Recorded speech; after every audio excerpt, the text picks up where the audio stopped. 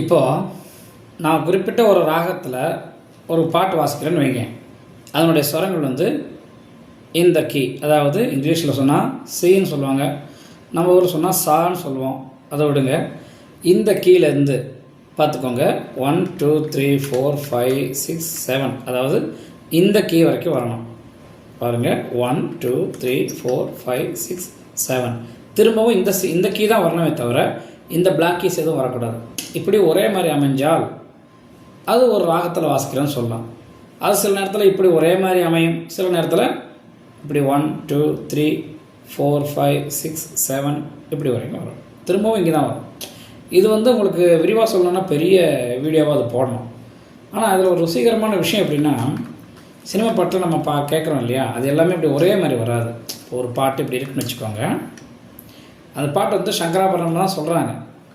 But அதை வாசிக்கும்போது நடுவில் வேறு ஒரு ஸ்வரம் அந்த அந்த ரசனைக்காக கொண்டு வரப்பட்டிருக்கும்.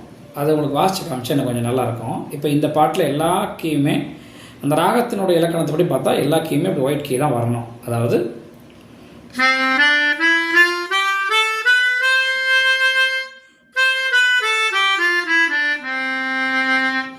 இது சங்கராபரணம்னு வச்சுக்கோங்க.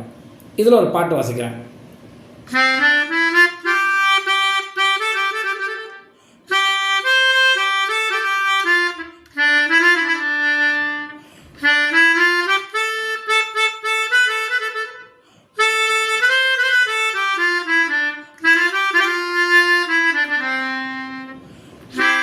இப்படி வரணும். இப்படி வந்தால் இது வரைக்கும் ஒரு சங்கராபரணத்தை நான் முழுமையாக வாசிச்சிருக்கேன்னு சொல்லலாம். ஆனால் இந்த இடத்துல சரணத்தில் பாருங்கள்,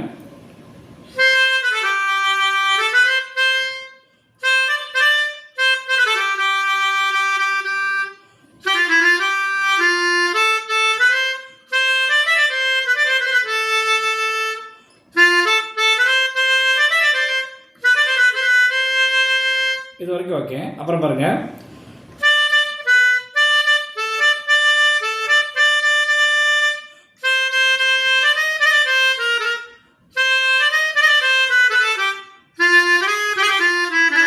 இந்த இடத்த கவனிச்சிங்களா? அப்படிங்கும்போது இந்த பிளாக் கீ வரும், அதாவது டி ஷார்ப் பண்ணுவாங்க.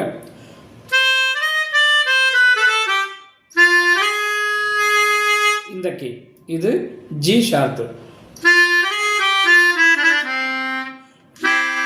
ஆனால் மற்றபடி இது சங்கராபரணத்தில் தான் வரும். ஆனால் இந்த ரெண்டு கீ இப்படி நடுவில் இப்படி வர்றதுனால இது பாட்டுடைய ரசனைக்காக செஞ்சது. இந்த மாதிரி ஒவ்வொரு பாட்டுலேயும்